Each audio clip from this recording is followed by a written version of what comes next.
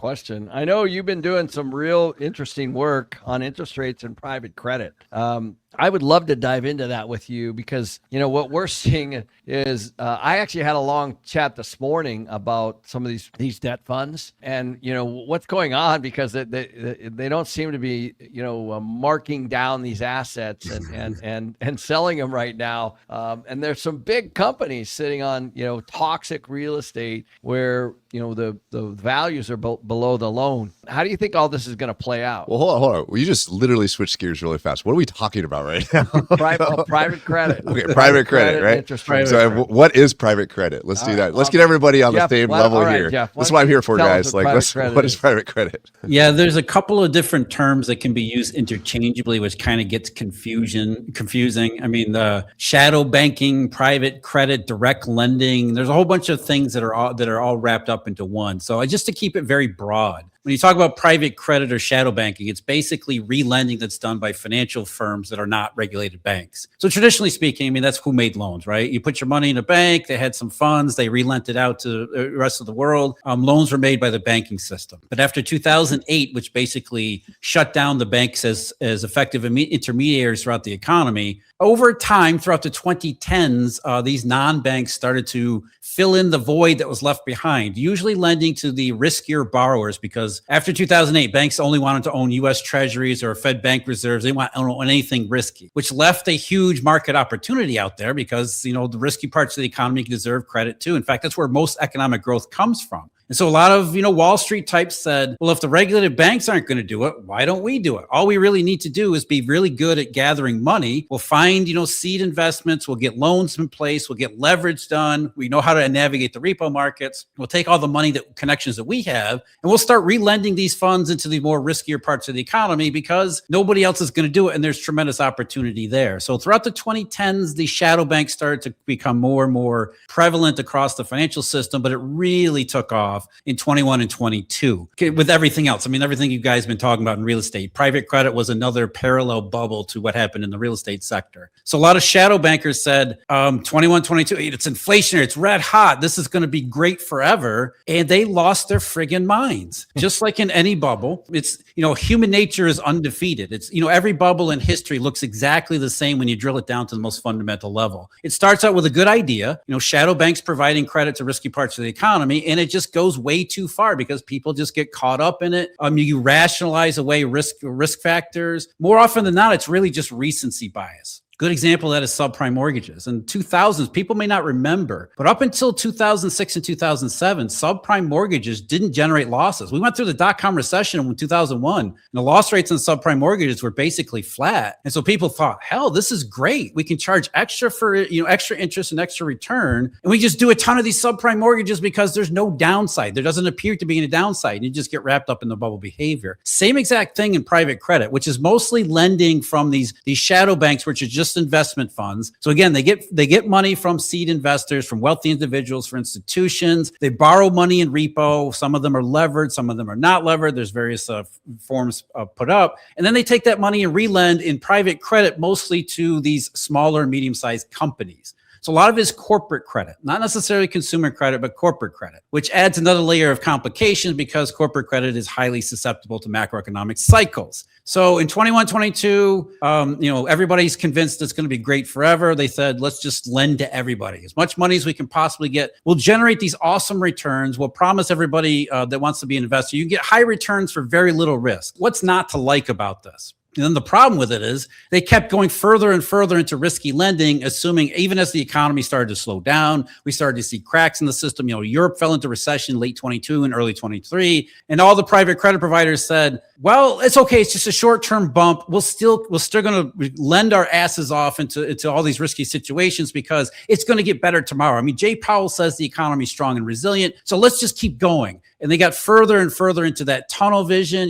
recency bias, rationalizations. And before you know it, it was just a cesspool of, garbage lending, as Jeffrey Gundlach called it. So that was the setup up until the middle part of last year. Up until the middle part of last year, investors did not care because as far as they were concerned, high returns, no additional risk. Now, it's never additional risk. In fact, there's always risk. If somebody's giving you high returns, you're taking on the risk, whether you know it or not, and whether you admit it or not. What ends up happening, as we see in every bubble, is risk disappears for years. Wall Street sells it as riskless, and then the risk happens to show up seemingly all at once in a short period of time. That's when you get to the systemic reset. And that's kind of where we are in the process right now. We're in the early stages of that reset taking place, where investors finally realize what has been going on over the last several years, and they're not liking what they're seeing. That's completely understating the whole situation. Yeah, well said, Jeff. I think, there's a lot of real estate investors on this channel, and a lot of, obviously, Limitless is not just about real estate, but there's a lot of folks there that are invested in real estate. And you know what, you and I have chatted a lot about this. We're seeing, cap rates went from 3 to 4 to 5, now to 6. So the irony is that many of these assets that people bought are actually performing. They're 94, 95% occupied. The residents don't even know there's anything going on. What's happening is the interest rates went up, so therefore the mortgage payments went up, and the cash flow completely was erased. In fact, even negative. And so what does that really mean? What that means is that the value of that asset has gone down 30, 40, even 50% in some cases. And so, it doesn't take a mathematician to know that if you put 30% down and have a 70% loan and you've lost 40% in value, your value is below the loan. And that's what's kind of sitting on a lot of this commercial real estate right now. Yeah, we're talking about commercial real estate specifically, right? And so there's a gentleman that I can think of somebody right now. You probably know a handful of these people. I can think of somebody right now that they bought a multifamily property for up to $80 million, I think, in 2021, if I remember correctly. Based on best calculations for them, they believe that it might be worth $35 million right now. Yeah, is this what we're talking about? That's exactly right. And so what's the other side? You said it perfectly, Jeff. There's another side to that equation, right? So if you're an LP investor, you're of course not happy because there's no distributions. But if you're a lender or a debt fund or private credit or in this space, the minute that loan matures or the minute they sell that or whatever it is, you have a very significant write down on the investment that you've made in the form of debt. What do you mean by write down? Just so we can be on the same page, Jeff. Or what does Ken mean by that? The write down is when you take an asset that you value at usually par or some kind of premium, and then you have to mark it down to what its real asset is, or real value is, or really what somebody else will pay for it. That's really what it comes down to, is what is the true value of everything. And Ken, you're exactly right. This is the parallel here in private credit. It's a little bit different, but what we're really talking about is assumptions that turned out to be wrong. Like you just said with real estate, everybody had these assumptions back then that didn't pan out. Interest rates are going to stay low. The average renter was going to be able to afford higher and higher and higher and higher rents all the way into the future. So when you game planned out your investments back then, you expected this, but you didn't get that. And when you didn't get that, market is going to pay you less for the assets that you have. And if you borrowed against those assets, the banks are going to say, oh crap, you don't have the collateral I don't have the collateral that I thought I have, which means you're riskier. And so at least a whole bunch of basically reevaluating the entire system from the ground up and trying to come up with a way to create a more stable equilibrium, which involves, in these cases, somebody has to take some losses. If assets were thought to be here and they're being carried on everybody's books here, but the real value is somewhere down here, who's going to be stuck holding the bag? Now with real estate, the benefit there is everybody's been able to extend and pretend for years on end. Nobody has been forced to sell. It's always the key downside. What turns a credit bust into a credit crisis is when people are forced to sell, forced liquidations, because that depresses prices. Plus, it also establishes the marks or the market valuations that everybody else has to use. So the more people end up selling, the worse prices become. The more that spreads to other people's books, then the prices go down even more, which banks then force them to sell. And you get into the self-reinforcing spiral that we call a crisis. So where we are in private credit is we're in that basic same area. Everybody realizes the assumptions that they had about the corporate credit space a couple of years ago just not panning out. The key difference here is that unlike a lot of real estate, like Ken, you said, a lot of those assets are still money good. In corporate credit, they're not. You have a lot of borrowers who are already behind on their payments. They're in some form of delinquency, but they're not carried as delinquency. They're not reported as delinquent because of what's called selective defaults. which gives these shadow bank credit providers the option of taking getting interest payments in payment in kind, or PIKs it's called, where a borrower defaults, they stop paying you cash interest. So to keep the loan current, you just add the interest payments onto the principal and mark it as if it's a performing loan. And so we've seen is a lot of these selective defaults, which, I mean, like everything else, they have a legitimate purpose. I mean, there are definitely cases where a borrower just needs a little bit more time to work themselves out, and then the loan will cure itself down the road. But when you see PIK or selective defaults used in widespread fashion, it's no longer a legitimate purpose. Its purpose is to hide the scale of distress in these portfolios. And that's what we've seen in the certainly in the private credit space among these business development companies, the publicly traded funds that everybody's talking about, Blue Owl, KKR, Blackstone, BlackRock. Rising selective defaults, which only reinforces the message, which is everybody's assumptions from a couple of years ago, they're not panning out. And if you're stuck in these funds, you're worried about you're going to be left holding the bag when the entire system needs to reset its valuations, which is going to happen at some point. It has to happen. I mean, even Jay Powell was at Harvard, what was it, a week ago? When he was asked about private credit, he said, yeah, there's going to be some losses. Then he said it's not going to be a systemic problem, but there's going to be some losses, which, I mean, at this point, I think everybody knows. So the real question isn't whether or not there's going to be losses, is who's going to be left holding the bag, and what happens in between now and then when everybody finally settles it out. Do we have this widespread systemic phenomena where the risk aversion in private credit spills over into leverage loans and other types of CLOs, maybe into real estate, because I'm hearing a lot of bad stuff in mortgage finance.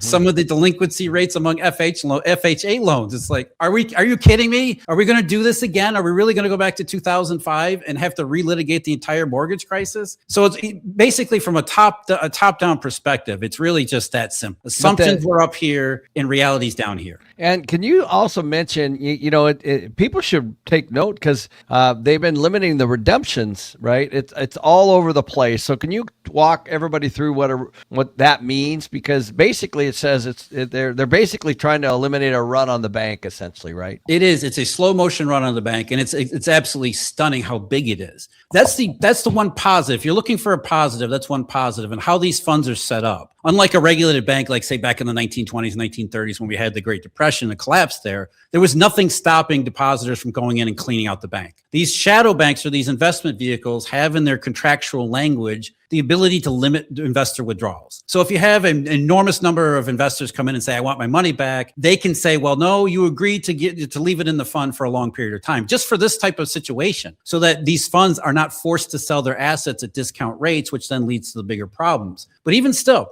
it started last fall, really last August and early September. Tricolor came out, which was a subprime auto relender. They're also engaged in a whole bunch of fraud, which nobody caught. First Brands was another one, same exact thing. And these cockroaches, as Jamie Dimon called them, what's important about them is not the scale. These are all really small in the grand scheme of things. But what it showed was that all of these relenders didn't do their homework. They didn't do basic underwriting. Again, bubble type of behavior. Everybody you just do volume because everybody's making money. There's no downside. And as more and more people began to realize there was basically no underwriting in Tricolor, there was a freaking spreadsheet with two different columns and two different sets of books, and nobody looked at the spreadsheet. It was there for years, and nobody looked at it until finally the thing blew up. So either way, the point is people are starting to wake up to the fact that, oh my God, there was this bubble here the entire time. These lenders we thought were doing the absolute best as far as underwriting and due diligence hadn't really done the basic stuff, which makes it even more dangerous. And so quite naturally, as some of these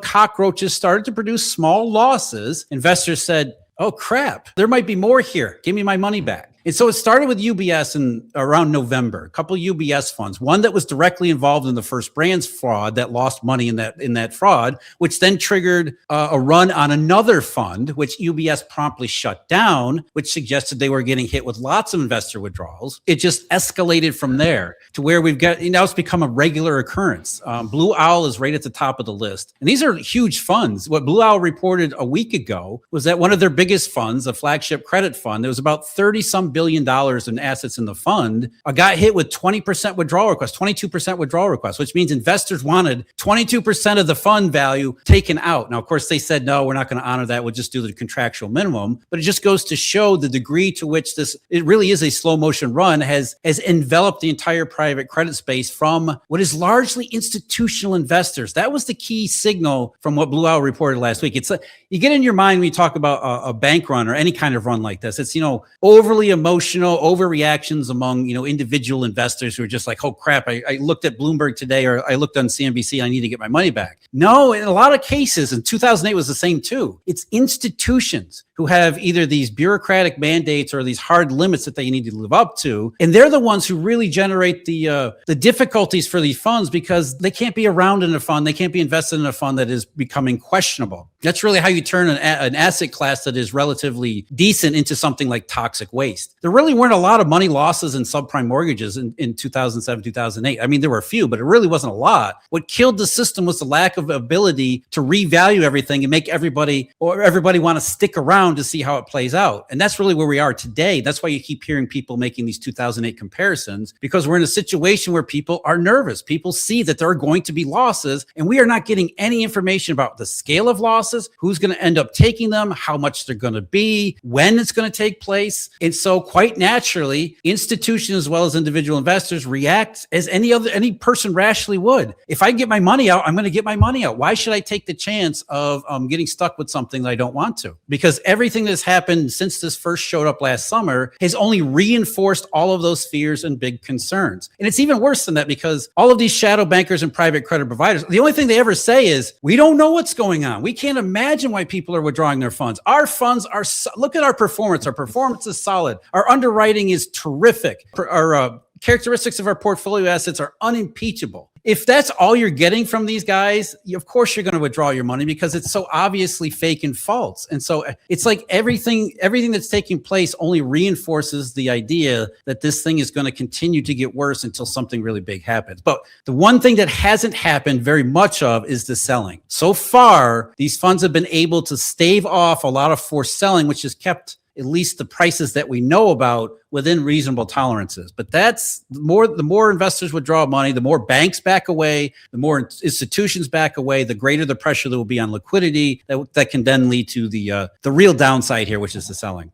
So, Jeff, everything you just said, all right, I'm a investor, I'm out there, I'm in the trenches, I'm an operator, I'm watching you say all these things. Why do I care about a bunch of billionaires that are losing money right now, like that invest into these funds and doing whatever? Like, how does that even affect me? Why should I even care about anything you just said, like as somebody watching this? Absolutely, because if you're not invested in Blue Owl or KKR, then really, what would you care? Yeah, why do we care? So hedge fund investors and some institutions get their asses handed to them, and so it's too bad for them, right? They chose this. They chose to ignore the risk, right? They fell for the idea of high returns at low risk. But that, history shows it's never like that. I mean, 2008, perfect example. What did anybody care about subprime mortgages other than, say, house flippers and those who were subprime to begin with? What ended up happening is it didn't stay with subprime mortgages because the entire system was unresilient. It was fragile, to use the term that gets thrown around here. So the problem here, and there's a couple of different ones that get wrapped up into one. The first problem is a credit crunch.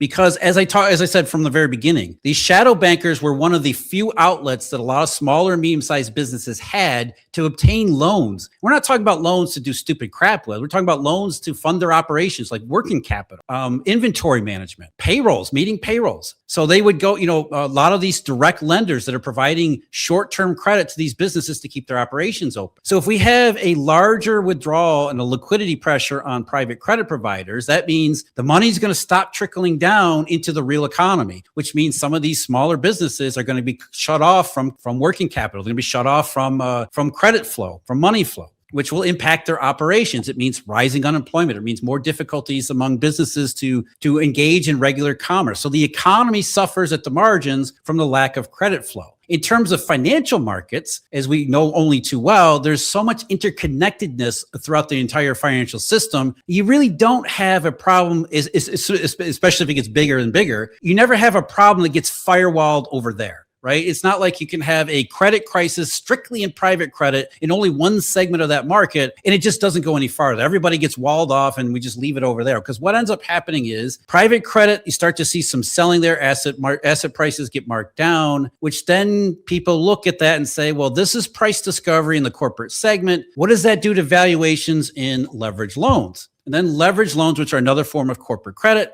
those prices start to readjust to what we're seeing over in private credit. And as those prices adjust down here, that reduces the value of collateral, that leads to margin calls, which then creates volatility in those markets. And that volatility then gets reinforced in other asset markets that are taking their cues from what we can see in private credit and corporate credit overall. And it leads to what we saw, for example, last March and April, where even the stock market gets wrapped up into what really shouldn't be something that involves the stock market. It starts way over here and ends up way over here. And before you know it, if it goes too far, you've got stocks declining, you got risky assets declining that have nothing to do with private credit. You've got the economy taking hits from all these small companies that can't hold their employees. So unemployment rises. And as you guys were talking about before I came on, as unemployment rises, what does that do to other markets?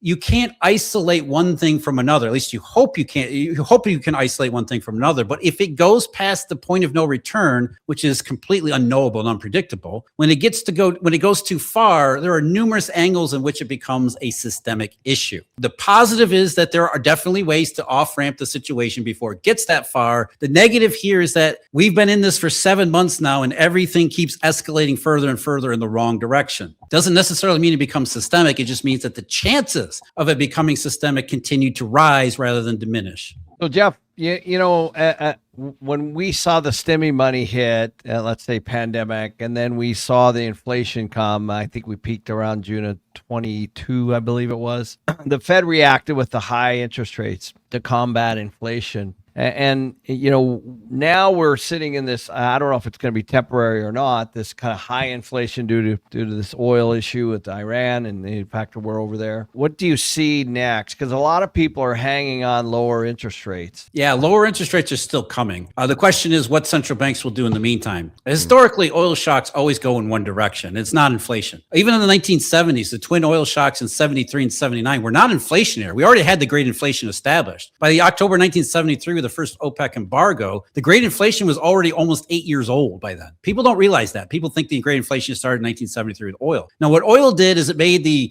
temporary consumer price rates go way up, and then they went down again temporarily before the great inflation came back in the middle part of the 1970s. So what happens in an oil shock, we saw this in 1990, which is probably a very good example. In 1990, you had a relatively weak economy that was already on the edge, very close to the edge of recession to begin with. There was the S&L crisis that turned into a credit crunch, and then Saddam Hussein invades Kuwait. Oil prices go from $15 a barrel to $40 in 3 months. And next thing you know, before the end of the year, the U.S. economy is in full-blown recession with unemployment rising. And what happens in interest rates during a recession? Interest rates go down. But there's this short run uncertainty. I hate to use that term because it's overused, because you can end up like 2008. People forget in 2008, the European Central Bank, which should live in infamy here, the European Central Bank raised its policy rate in July 2008 because it was worried about oil prices being inflationary. The worst deflationary crisis we've seen since the Great Depression. And here was the ECB overreacting to oil prices by raising its policy rate. This was 4 months or nearly 4 months after Bear Stearns, almost 2 months or just a little over 2 months before Lehman Brothers. And here are central bankers raising their policy rates, overreacting to oil prices, thinking they're going to be inflationary when there was absolutely no chance that was going to be the case. So in the short run, you had interest rates that rose, including U.S. Treasuries, because there were a lot of indications from Ben Bernanke after Bear Stearns and really May and June of 2008 that the Fed was going to follow the ECB and start hiking rates in the middle of 2008. So you had Treasury yields that were way down during Bear Stearns and immediately after, and the 2-year rose. I think it was 160 basis points in a matter of just 6 weeks. Once in one period, I think it was just a week, the 2-year Treasury rate went up about 70 basis points, 60 or 70 basis points. I'm going off the top of my head, so don't quote me. But there was a huge rise in interest rates in the middle of 2008 because, like today, many central bankers were overreacting to oil prices and underreacting to the fundamentals of the economy and the financial system, which were still in tremendous difficulty. So in 2026, depending on how oil prices go from here, thank God we got a ceasefire agreed to and oil prices have come down. But even so, it's very likely that a central bank, maybe two, are going to hike rates in the short run before, just like 2008, they end up having to turn around and drop them, because historically energy shocks lead to recessionary conditions, not inflationary conditions. So if the question for us here in 2026 is whether or not the oil price shock was, first of all, high enough in terms of how high oil prices got to be, and did they last long enough to create the sort of damage that leads to something like a full-blown recession? We're seeing rising unemployment on top of the rising unemployment that we've had over the last couple of years. So even if central bankers do hike rate in the short run, it's not going to last very long. They're going to turn around and go back down to rate cuts at some point anyway. Oh, that's actually encouraging. So in your mind, we could see rates go down. What happens if, we're hearing, and we're at Limitless this year, we're really gearing up for some of these AI experts, AI panels of to really kind of dig into how to use it, but two, what is it going to really do? How's it going to ripple through the economy? Where's it going to hit first? And so the question would be, if the Fed is now facing these rising unemployment pressures, will that affect interest rates on the other side of the equation? Yeah, there's also, we always keep in mind that the market interest rates and the Fed policy rates are oftentimes two different things. Market interest rates, which is where mortgages come from. Mortgages are priced off of U.S. Treasuries, you guys know. Market interest rates are heading lower, not quite regardless of what the Fed does in the short run, but market interest rates want to go lower. There's always that natural tension between what the Fed does, which oftentimes, like I just said in 2008, is in the conflict with reality. So it really is how much time and space central bankers have to do really stupid things. Like 2008, they didn't really have much runway because the whole system just fell apart within a matter of weeks after the ECB raised rates. It might have, the situation is not nearly as bad in the middle of 2008 as it is in 2026 as it was in 2008. So you can see central bankers raise rates in the short run, their rates at the same time market rates would be reacting to fundamentals and coming down even before the Fed reacts. So it's really kind of the same process in interest rates that we've seen over the last several years. What has happened since 2023 when rates peaked? The market moves first. Then the Fed reacts to the same things that the markets were predicting, because eventually the Fed sees what the market was pricing to begin with. 2024 is a perfect example. Everybody was talking about sticky inflation. The Federal Reserve was doing so. They were talking about employment reports that looked absolutely spectacular, which we know now they never were. And the market was saying, no, we're seeing more and more real world consequences for the weak economy in the aftermath of the banking crisis, plus the oil shock that was ongoing back then, leading to companies that were struggling. Therefore, hiring was falling off really sharply. It's really started the labor market difficulties that we see today. So the market was well ahead of the Fed in lowering interest rates, and then wasn't until September of 2024 before the Fed finally started to catch up. And then in 2025, as we know, the Fed stopped again, but the market in the summer of 2025 started to price rate cuts and really rates going down lower because the further development of the weak labor market, job losses started to show up a little bit more frequently and a little bit more intensely. So the market was well ahead of the Fed yet again. And of course, the Fed latter part of the year, almost same exact pattern as 2024. They lowered rates at the end of the year. Now here we are once again, Fed talking about maybe hiking rates, maybe holding them up. And the market is like, no. You remember before we got to March, before the Iran conflict, rates were going down. The 2-year Treasury, I think it was February 27th, again, going off the top of my head, late February, the 2-year Treasury hit a multi-year low just before the Iran conflict started. So rates were starting to move back down. And this is not just in U.S. Treasury, it was globally.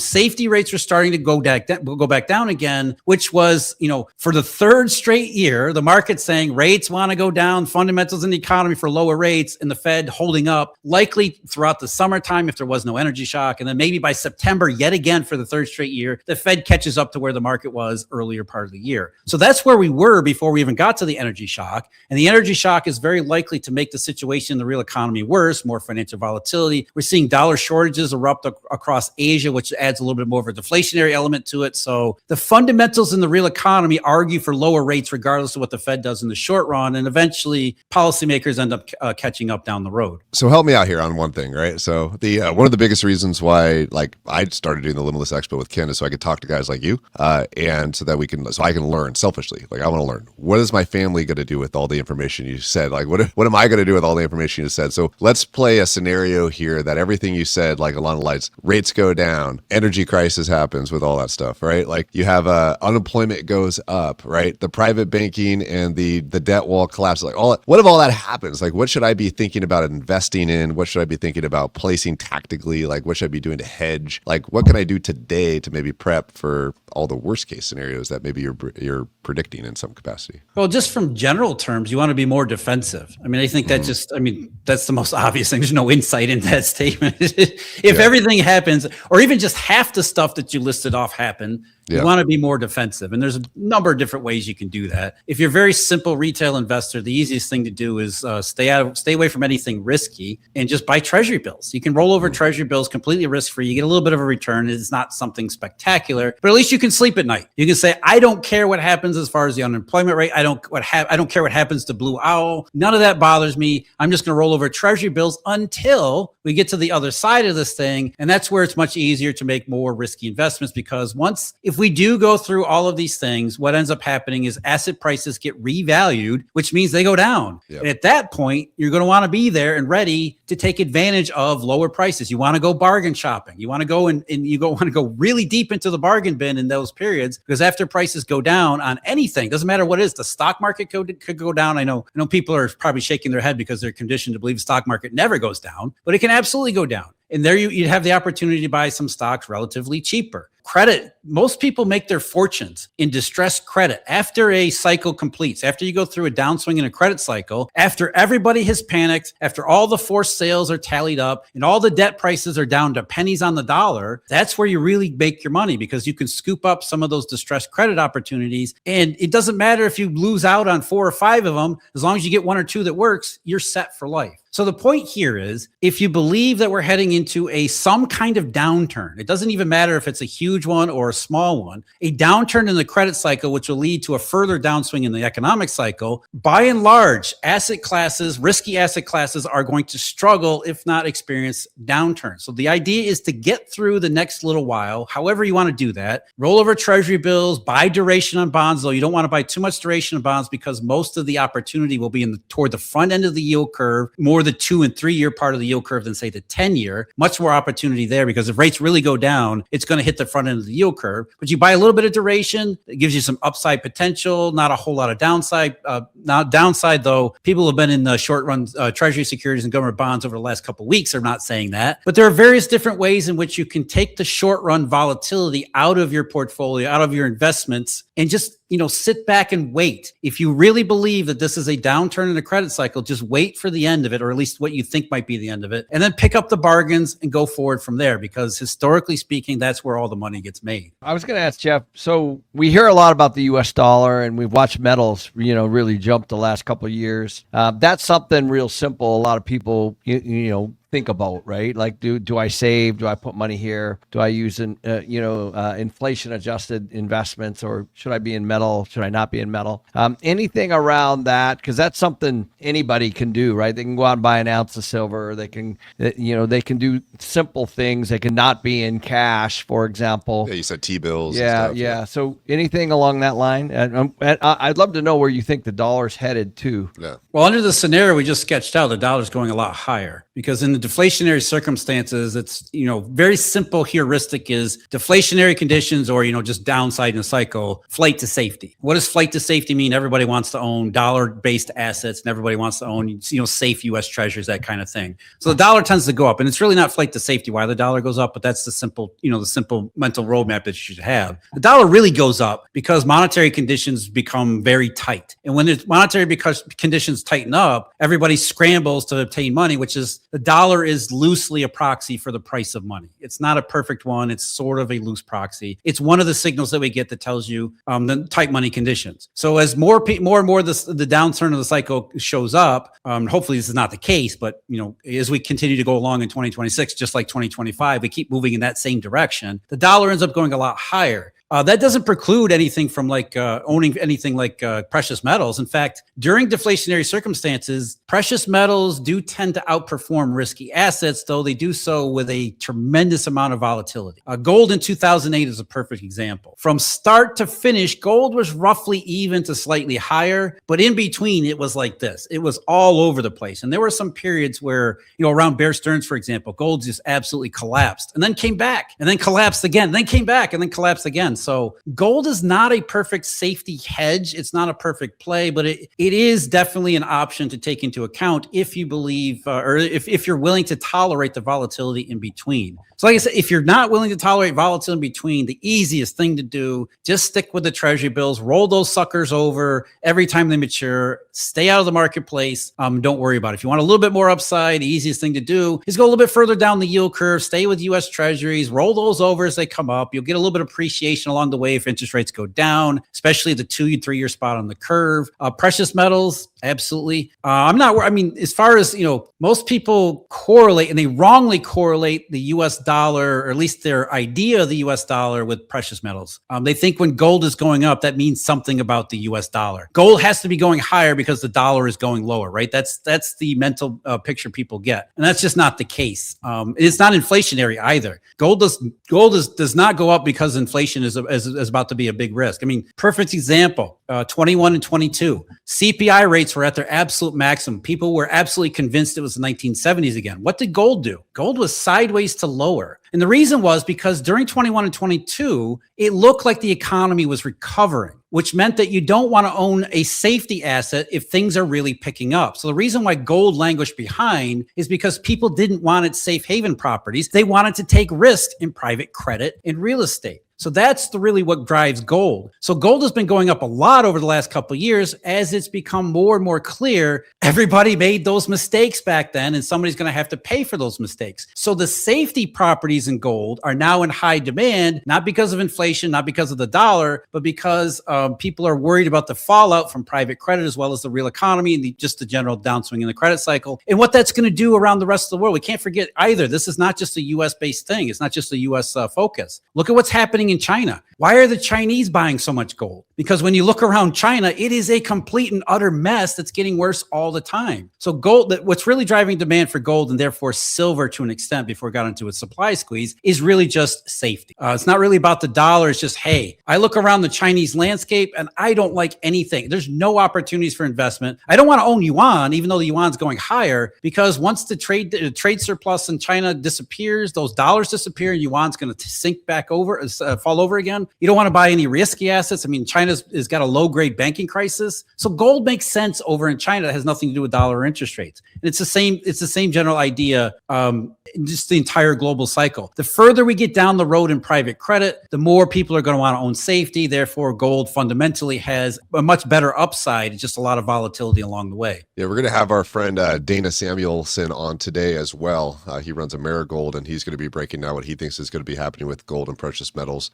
Talking to him the other day, it sounded very similar to what you were just saying and stuff. But yeah, I saw Dana not that long ago. We had a long talk about that. He's a terrific guest anyway. Nice. Awesome. So between now, you're going to be at Limitless with us in August. You were with us last year, and I think the previous year you missed your flight.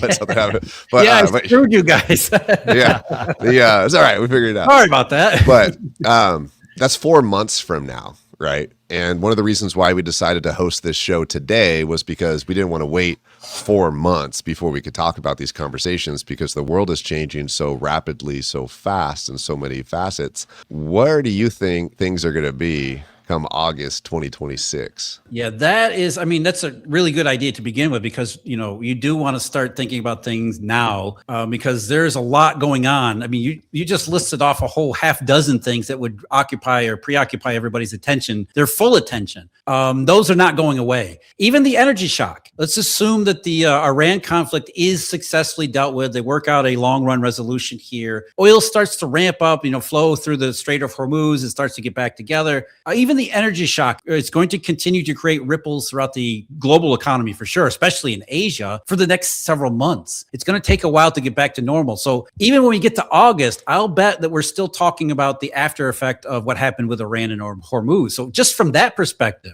then private credit, like I said, there's a lot of potential there. As we continue to move forward, it gets worse, not better. It continues to escalate and move further and further down the path of a cycle that looks uglier and uglier all the time. Again, not necessarily the worst case, but it is, the chance. You can't say that it won't turn into a crisis. We should be able to say we won't have a financial crisis based on the private credit bust, but we can't say that, and the chances continue to rise all the time. So as far as predictions, and you can't make predictions, probability is better. The probability is that we will be focused on what's happening in private credit and probably already talking about how it has spilled over into other parts of the credit markets. How far it has spilled over is really is the open question. We don't really know just yet. We don't know what the potential is, but I would imagine that there'll be significant escalation between now and the summertime, and therefore we'll likely have seen more of the direct impacts in other financial markets, as I said, but also a real economy that's not in great shape to begin with. You guys know this.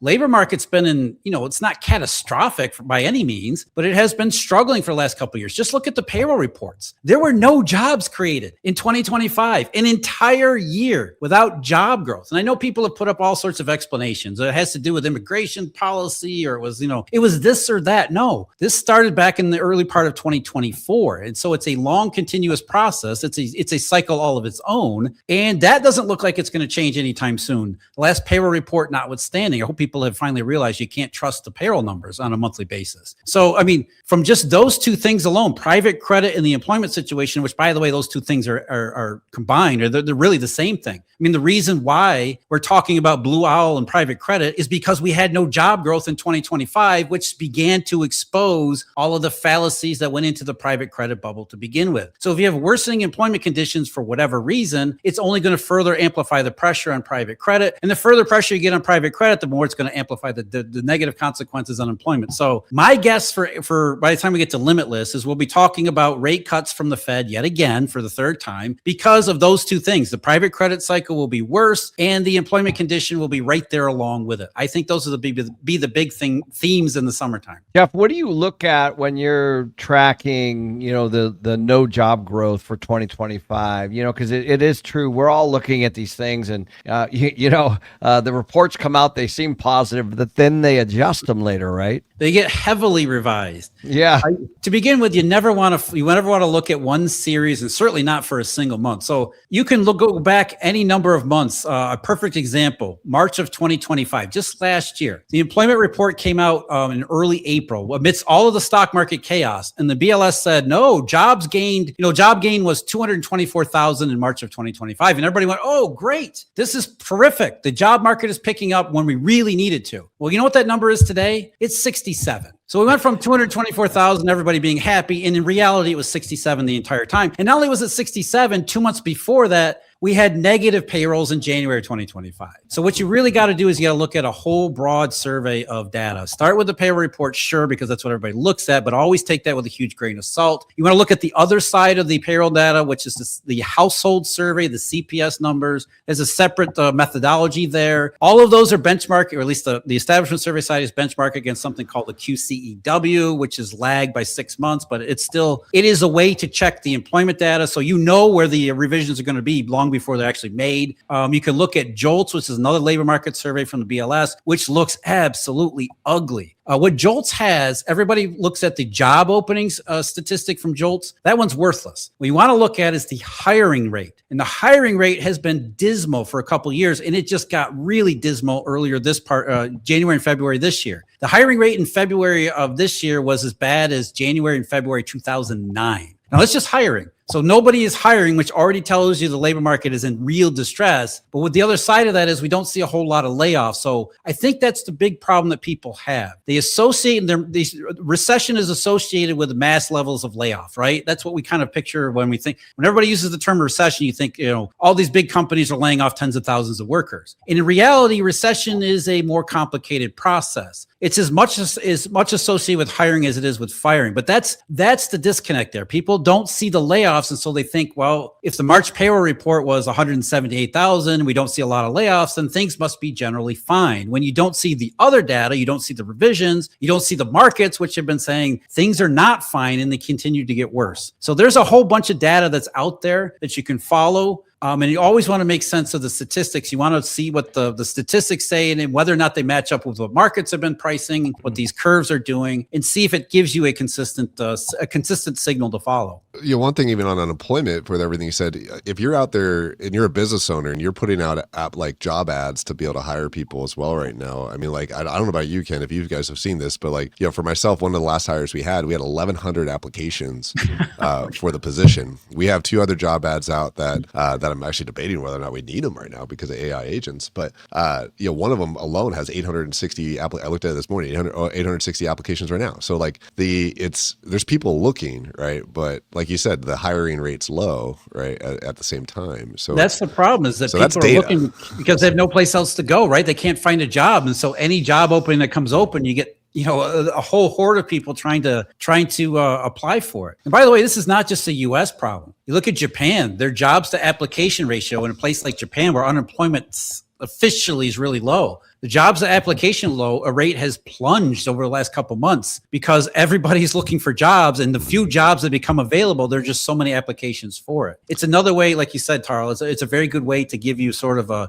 secondary indication of how things must be really going in the economy, because you would not see that in a generally healthy situation. Jeff, if we see, it does appear to be that we might not have job creation for the next couple of years based on, AI and things, as we're starting to see it at Main Street level right now. What could that do? Do we need really, really robust job creation to pull this economy up? Or, what do you see? That's the one thing that we do need. That's the key thing. It's always the key thing. Recoveries always hinge on robust hiring. Because in normal cycles before 2008, what ends up happening is employers panic given the downturn. They fire way too many people. It exacerbates the downturn, but it actually accelerates the down part of the cycle, which in some ways is positive. And then once they realize they made the mistake, they bring all those employees back and then some and start preparing for the upside of the cycle, which means they overhire in the initial stage of recovery, which has the effect of actually cementing the recovery in the recovery processes. That's one thing that we haven't seen for years now. And, I'm going to disagree with you guys a little bit. I don't think AI is the reason for this. In fact, you see a couple of surveys. Challenger Gray and Christmas is one. They've tracked job cut announcements as well as job hiring announcements. And as far as they're concerned, the job cut announcements that they've been following, only about 3% have anything to do with AI. I think AI has become the all too easy excuse to engage in either cutting back hours among employees or getting rid of employees after over hiring to a substantial degree back in 21 and 22. Best example of that was Jack Dorsey and Block. Remember, what was it, a little bit over a month ago, end of February, Dorsey came out with Block and said, we're cutting 45% of our workforce and we're going to depend upon AI going forward. And everybody went crazy and said, oh my God, here's the robot takeover. What he actually said is that we hired too many people in 21 and 22. Business never really got where we wanted it to. And so we were correcting our over hiring from a couple years ago. First of all, we stopped hiring in 23, didn't hire in 24, and now we're starting to lay off workers to better align with our future prospects, which are not good, by the way. And what he really said is we're firing all these workers. And if we do get a pickup in business, we plan on leveraging AI as much as possible for the upturn. So the layoffs did not come about because of AI replacing jobs and replacing workers. It was way too much hiring beforehand. Now we're right sizing the company to the actual business conditions that we have. And I think that's the big problem that's really plaguing the labor market right now. We saw Amazon. Amazon's another one. Perfect example. Look at the U.S. employment count at Amazon. It zoomed way ahead in 2020 and 2021 into 2022. And since then, it's been basically flat to lower. So Amazon, which is one of the biggest companies and one of the biggest hiring firms back during that period, which looked like a recovery, realized, well, it didn't continue. The growth that we thought was going to happen didn't happen. And so they stopped hiring. So for several years, Amazon wasn't hiring anybody else. And if Amazon's not hiring, then other people aren't hiring either. So the biggest problem that we face is not AI. It's still trying to deal with the pandemic and lockdowns and the aftermath from 4 or 5 years ago. The biggest problem that we have overall isn't really hiring. It's everybody got impoverished. Prices went way ahead. Incomes never caught up. For some people they did, but for the majority of people, majority of workers, prices went way up here and incomes were like here. And so that meant that you got left behind. You became poorer for no reason, no fault of your own, but for no other reason than the lockdowns and the supply shock. When you impoverish that many people around the world, it's going to take some time to get to a situation where the economy can start recovering again. That's the bigger problem that we have. We need incomes to rise so that people can get back to where they were just in 2019, let alone where they should have been in 2025 and 2026, which is a hell of a lot higher than that. So we have a couple of big structural economic issues that are holding everything back. And that's really where this weakness is coming from. And that's really where, as we talked about before, revealing the errors in everybody's thinking, where these bubbles came from. Everybody thought that the governments had engineered a perfect recovery after the lockdowns, right? They kept telling us it was this easy. We'll shut everything back down, 2 weeks to flatten the curve, and then we'll open everything back up, and it'll be just like it was beforehand. Well, that wasn't true. For a while there, it looked like it could be true, but very quickly it became clear that it wasn't true. And so we're still trying to live with the aftermath of that, which is why we have these, all these problems to begin with. Everybody thought it was going to be terrific, permanent plateau of prosperity, and it turned out to be quite the opposite. I want to defend Ken and I on one side. We don't think that all the unemployment today, right now, is due to AI. We think that tomorrow, that's what's going to happen. So that's that's certainly a possibility. I mean, we don't really know how the AI thing's going to work out, but I agree with you guys. There's a lot of potential here. A lot of potential. Long run for AI, what I envision is it works as a partnership with individual workers. It makes workers more efficient. And so AI doesn't replace workers, it replaces hours. Because a worker can accomplish the same task in much less time with AI alongside of it. Therefore, you can have workers that don't need to work 5 days a week. They only need to work 3 or 4 days a week. So we give those workers, a 3-day work week, and they're still as productive as they would be anyway. In fact, they're a little bit more productive. They can probably do 2 weeks worth of work in 3 days. So you don't eliminate employees, you eliminate hours, at least in the long run, which leads to, a widespread 4-day work week and the more optimistic future rather than the dystopian one that a lot of people are picturing. Yeah, and employers will be happy to still pay people full time Sure. for that, right? No, joking. Yeah, but we actually so on the show later today, we're going to have Phil Ingram on here, and Phil Ingram has a couple thousand employees, and he utilizes AI pretty tactically. So if you guys are an entrepreneur or business owner, you don't have to be as big as Phil. We're going to get into some of the tactics that you can use today, right now, to help your business and become exactly what you just said, Jeff, more effective in your business, and how do you help your team become more effective as well. So we're going to jump into that too. Ken, do you have more questions? Well, I hope you're right, Jeff. I'm seeing at least businesses that are trying to deal with some of these inflationary pressures, and they're looking for ways to be able to maintain because their overheads have been going up, right? Yeah. And so they're using it tactically. I'm talking about at the customer service level, to name one thing. Obviously, a lot of legal. We're seeing it in accounting. We're starting to see things. Even my CFO told me that her goal is to be able to have the same accountant be able to do double the amount of work. Yeah. Using AI, and so I think you're right about we're certainly top of mind on layoffs for sure. We don't want to have to do that, but we could significantly grow without hiring. I think is kind of where my head is these companies are going to be looking at how can they bring AI into their firm and then double their revenue, but with the same staff. Yeah, and that's the macroeconomic pressure, right? Because they're looking ways to cut costs because the business climate is just, what else are you going to do? Costs continue to go up and your revenues don't go up nearly fast enough, so you have to be more productive. Yeah, you don't have a choice at this point. Right. That's exactly right. I just talked to a friend the other day that he it's a little bit different, but he was able to eliminate $400,000 of payroll in his little company by implementing AI. It took a year to do, but he did it mostly I asked him, he said mostly it's in the marketing and the customer service side of things. And so I think if you're a small business, you're kind of stuck. You're looking at these tools and you're trying to figure out how do I maintain my margins, because they're certainly shrinking as a result of the high cost of the expenses. So I want to put a bow before. I mean, Jeff, I know you got a busy schedule, so you're always on shows, you're always doing stuff. But I want to put a bow. I want to come back to private credit and what's going on with the banking industry there and the commercial, especially when it comes to commercial real estate and this debt wall and this maturity wall that's going on. And I think, Ken, you're going to talk about this maybe later today when it comes to multifamily. In my presentation, I'm definitely going to discuss it. Yeah. So where do you see all that going over the next 12 months, as far as like, how does that affect commercial real estate? How does that affect investors with this maturity wall, this debt crisis, this private equity situation? Well, as you guys know, the commercial real estate side has been, nobody wants to do anything. Let's just leave it alone, and hopefully it cures itself at some point down the road. It's this perfect example of extend and pretend. The danger here, the downside case, as especially the regulated banking sector starts to pull back from private credit, that risk aversion behavior could then be it could definitely affect other parts of the regulated banking system's businesses. So maybe the banking system says we're going to need a little bit more liquidity room from some of the other assets we've been sitting on for a long time. So maybe we have to force some sales, we have to foreclose on some properties, we have to liquidate some collateral. It's a potential.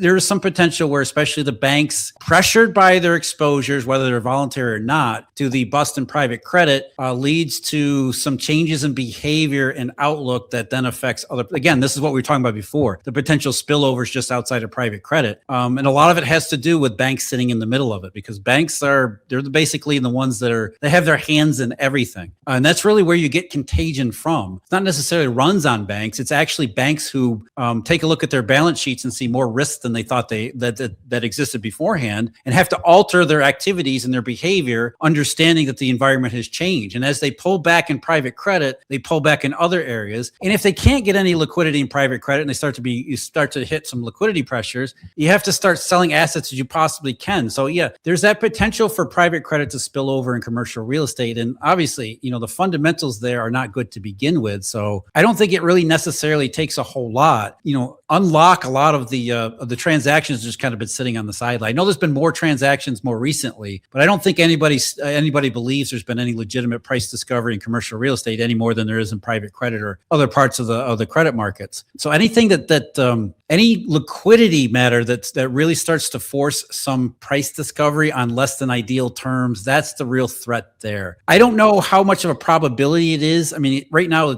there's not really a whole lot of information, not a whole lot of details. I mean, you see some signs, some anecdotes that are out there. I mean, a big one for the private credit side of things is JP Morgan. More recently, they revalued some of the collateral that they'll accept on some of the revolving credit lines that they've issued to some of these shadow banks, which is basically them saying, we have these revolving credit lines for you, and you thought you were going to be able to count on them if a lot of your investors took out their money and you had to pay for those withdrawals. You're going to draw on your credit line with me, but I'm going to change the collateral terms to make sure that you can't draw on those credit lines. And so it was a change in behavior at JP Morgan that said they're starting to behave more defensively where it came to private credit. And then there was a report that it wasn't just JP Morgan, that almost every bank on Wall Street, every big bank around the world is looking for ways to do the same thing. And so that's a systemic signal, or potentially systemic, it hasn't been confirmed. It is a potentially systemic signal that there's a behavioral shift among dealer banks and money suppliers and leverage providers. And so as they start to behave that way with private credit, that's the risk to the other parts of the marketplace, especially when it's in such a distressed state to begin with. Yeah, I know, for us in the commercial space, whether it's office buildings or retail or industrial or multifamily, which is kind of the area I'm in, everyone knows we've been repriced, right? It's not a secret. The question is, but it's no different than if I bought a house and the price went down next year, I'm still going to live in the house, big deal, right? I'll just wait. And if it goes back up, I'm good. The issue really, Jeff, is the maturity, right? Like, are you out of cash? Can you raise any more money? Is the lender going to exercise the loan covenants and make you resize, or are they going to make you sell, or is the loan up? If any of those scenarios and the answer is yes, then it's time to have a mark to market, right? Because at that point, it is going to be whatever it is, and there's going to be a write down and there's going to be losses. But if you can kick the can down the road and and your tenants are still helping you pay your mortgages, and everything's going business as usual, the repricing doesn't really even matter. It's the ones that kind of have the immediacy that we're starting to see, certainly. And the biggest one, of course, is that loan maturity wall that we were talking about. That loan maturity wall is a real thing. It's in the trillions, as you know, and which means that loans are maturing, and then people are basically holding assets that are worth less than the debt. So that's really the question, right? For that, it's again the behavioral change. What would trigger the lender to say, all right, we've been sitting on this loan for years. This latest iteration is coming up. I need to do something different. I can't just extend it this time because something has changed for me. That's really what we're talking about. So if the bank owns a loan on an underwater property they've been sitting on that loan forever, it comes up for maturity, and the bank says, you know what? I'm under a lot of pressure because of a lot of dumb stuff I've done over in private credit. I got to clean up my act. I can't sit here on this underwater loan because, like you said, Ken, everybody knows it. It's not the secret. Everybody knows you're sitting on crap. You're hoping it turns around, but I mean, we've given this thing a couple of years and it doesn't seem to be turning around. So what if the lender says, or it doesn't even take a lot of lenders, it's just a couple of lenders say, look, we're under pressure from everything else that's going on in the credit cycle. We've got to clean up a little bit. So some of these loans that we've been carrying, we've got to do something different. We got to work on, if we can't work it out, maybe we do have to foreclose on the property. Maybe we need to get whatever liquidity we can out of it. We have to sell the thing. That's really the risk, that something changes among lenders. And it starts with the dealer banks and it filters its way down through the entire regulated banking system. So if that behavioral change becomes a problem for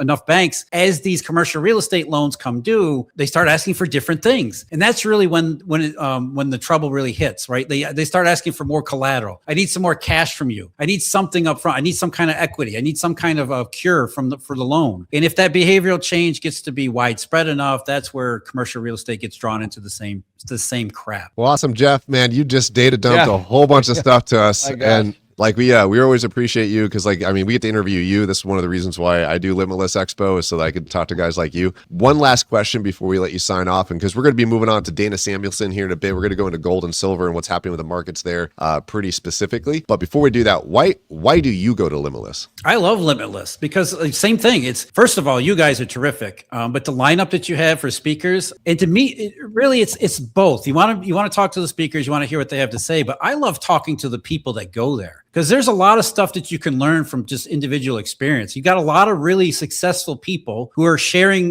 maybe they don't think they have pearls of wisdom, but they really do. Maybe they don't realize what they have. So when you talk to the people who are at Limitless, a group of investors, largely successful people, there is a lot that you can learn. In fact, I think I learned more there than any information I provide to the audience. That's really the reason I want to go. Yeah, the speakers are terrific. You learn a lot from them, but you can learn a lot just from talking to the people who show up there. Awesome, Jeff. Well, appreciate you. How do people get a hold of you in the meantime before Limitless? Eurodollar University. Eurodollar University. You guys are definitely going to want to not miss that stuff. It's phenomenal. Jeff, thanks for cranking out some great content.